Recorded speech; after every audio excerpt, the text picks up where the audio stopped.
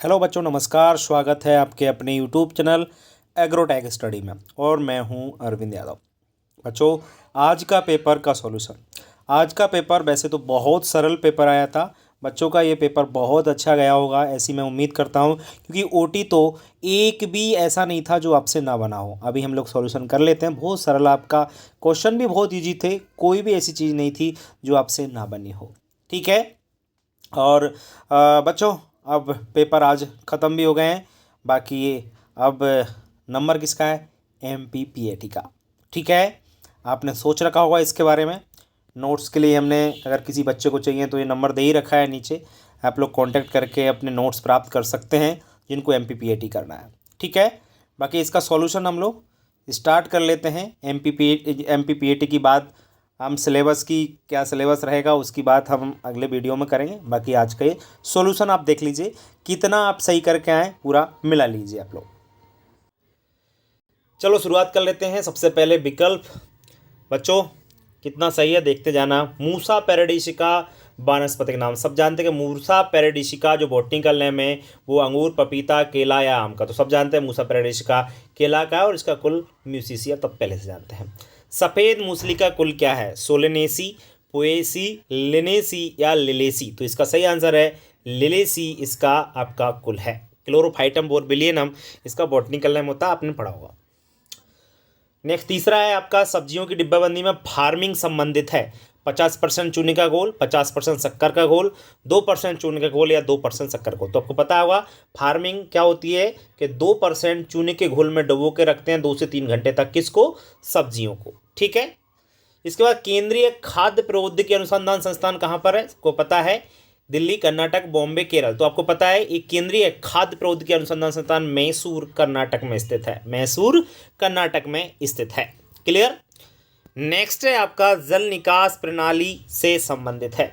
जल निकास प्रणाली से संबंधित है ग्रिडिरोन, टाइल्स, मोल, पोल। तो बच्चों, जल निकास की 3 प्रणाली होती हैं, आप जानते हैं, ग्रिडिरोन प्रणाली और प्राकृतिक प्रणाली और हेरिंगबोन प्रणाली। तो ग्रिडिरोन इसका सही आंसर होगा।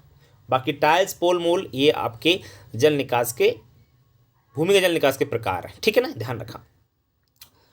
छठवा आपका है, लॉन के लिए उत्तम घास किसकी है? लॉन, लॉन मतलब हरियाली जो लगाते हैं हम लोग गार्डन में, उसकी बात कर रहे हैं।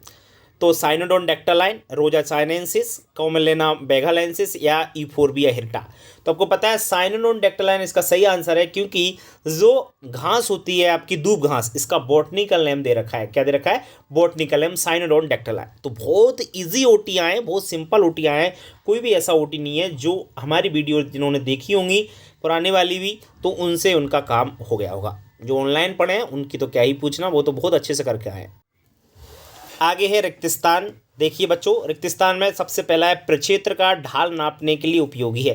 तो ढाल मापने के लिए क्या प्रयोग करते हैं आपको पता है? चैप्टर नंबर 20 से एक क्वेश्चन है जिसका नाम है, मैं इधर लिख देता हूं, डंपी लेवल। क्या है? Dumpy level. जो लोग करके आए उनका ये सही है। ठीक है, पहले वाला। दूसरा है डीईपी में नाइट्रोजन। तो आपको पता है कि डीईपी में जो नाइट्रोजन होता है वो 18% होता है। कितना प्रतिशत होता है? 18।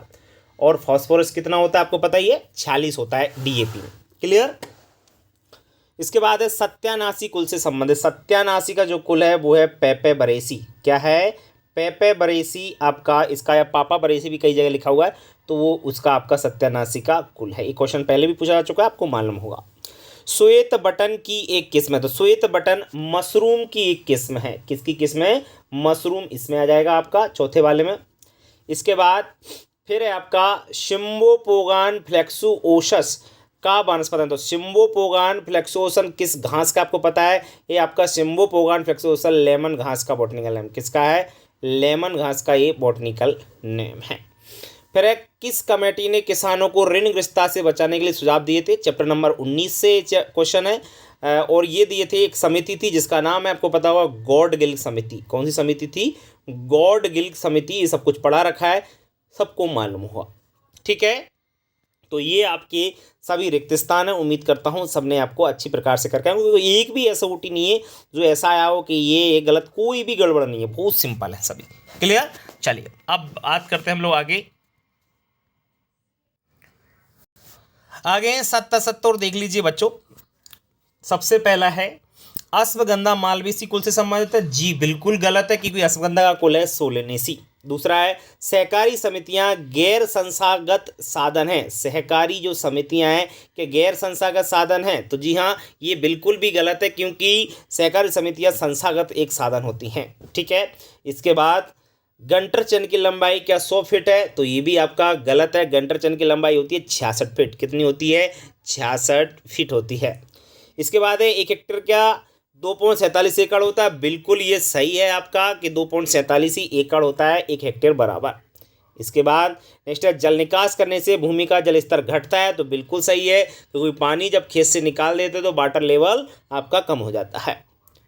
छठवा है आपका एगेरिकस बाइस्पोरस एक फफूंद है। तो एगेरिकस बाइस्पोरस आपका ये फफूंद है, बिल्कुल सही है, क्योंकि ये मशरूम से संबंधित किससे संबंधित है? मशरूम का बॉटनिकल नेम है एगेरिकस बाइस्पोरस, और ये एक फफूंद है। बिल्कुल सही है। तो नीचे के तीनों सही हैं, ऊपर के तीनों गलत हैं। इस बात का विशेष ध्यान रखेंगे। ठीक है, क्लियर? सत आप लोग क्या करके आए आपको पता हो। बढ़ते हैं हम लोग आगे नेक्स्ट आपके क्वेश्चन का। सही जोड़ी देख लीजिए बच्चों। सही जोड़ी क्या करके आए आप लोग? White rust. देखिए किससे मिलेगा? White rust. जी हाँ, व्हाइट रस्ट सरसों का एक रोग है जो एल्बिक्यू कैंडिडा नामक फफूंद के द्वारा होता है। दूसरा है रेड रॉट। रेड रॉट भी एक रोग है जो कि किससे संबंधित है? गन्ना से, जिसको हम लोग लाल सड़न कहते हैं। क्या कहते हैं? लाल सड़न। ठीक है ना। मिलीबग एक कीट है, ये जो कि आम का कीट है। शमा, शमा का बॉटनिकल नेम दे रखा है बच्चों एकानुक्लोआ क्रिसगैली। और गेहूं का मामा, इसको नष्ट करने के लिए आइसोप्रोट्यूरान नामक दवा का प्रयोग किया जाता है। तो कपास किसी संबंधित नहीं है। बाकी ओटी यदि इस प्रकार से आप लोग करके आए आपके यहाँ तो आपके सही माने जाएंगे। ठीक है। बात करेंगे एक शब्द के उत्तरों की। एक वाक्य में उत्तर लिखिए। तो बच्चों एक वाक्य में उत्तर देख लीजिए। पपीता का उत्पत्ति स्थान सब लोग करके आए होंगे, ये पेरू अमेरिका है। कहाँ पर है? Peru America. ठीक है। हल्दी का वनस्पति नाम सब जानते हैं। हल्दी का वनस्पति नाम होता है करक्यूमा लौंगा। क्या होता है बच्चों? करक्यूमा लौंगा। ठीक है। और सहकारिता की परिभाषा ये आपको थोड़ी सी बड़ी है, देख लेना आप लोग इसको। सहकारिता की परिभाषा बहुत सारे बच्चे करके आ गए होंगे इसको।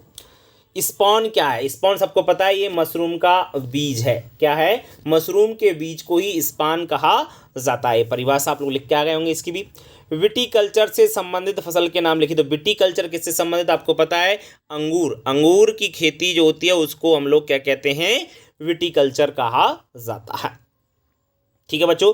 तो एक वाक्य में उत्तर भी आपको सभी सही हो गए होंगे, ऐसी हम उम्मीद करते हैं। ओटी एकदम फर्स्ट क्लास ओटी आए थे बच्चों, किसी ओटी में कोई समस्या नहीं आई है। अब बढ़ेंगे हम लोग आगे क्वेश्चनों की ओर। क्वेश्चन कैसे पूछे गए देखिए आप लोग। देख लीजिए आप लोग उत्तर। रतनजोत का वानस्पतिक नाम तथा कुल आया था। सबको पता है कि रतनजोत जेट्रोपा कर्कस होता है, वो सिंपल सा आपका आया था। और जो कुल है वो आपको पता ही है कि इसका जो कुल है रतनजोत का क्या था? यूफोरबेसी है। देख लेना आप लोग। पौदीना भी आ गया, बहुत बढ़िया। मेंथा आर्वेंसिस कुल भी भाई आपको पता है लेमेसी इसका कुल होता है। पौदीना अथवा में भी सही था। सिंचाई जल निकास में अंतर, ये तो रटा होगा, और ये भी आपको रटा होगा भूमिगत जल निकास में। ये तो बहुत सिंपल क्वेश्चन है। इसके बाद खाद उर्वरक में अंतर आ गया, लास्ट ईयर भी आया था, इस बार भी आ गया।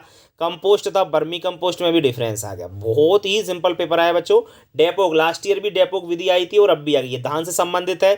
इसमें आपके किसमें बीज रखे जाते हैं ध्यान रखना। डेपोक विधि में बिना मिट्टी के आपके बीजों को अंकुरण करा के 11 से 14 दिन में आपको इनको खेत में रोप दिया जाता है। ठीक है।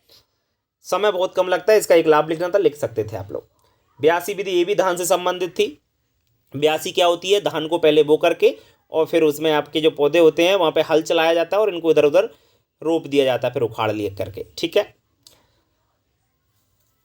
इसके बाद है अलंकृत बागवानी का महत्व आया। सिंपल सा क्वेश्चन है। अलंकृत बागवानी क्षेत्र बढ़ाने के उपाय हैं। बहुत इजी क्वेश्चन बने। निफिन तथा कॉर्डन प्रणाली ये अंगूर से संबंधित इन दोनों।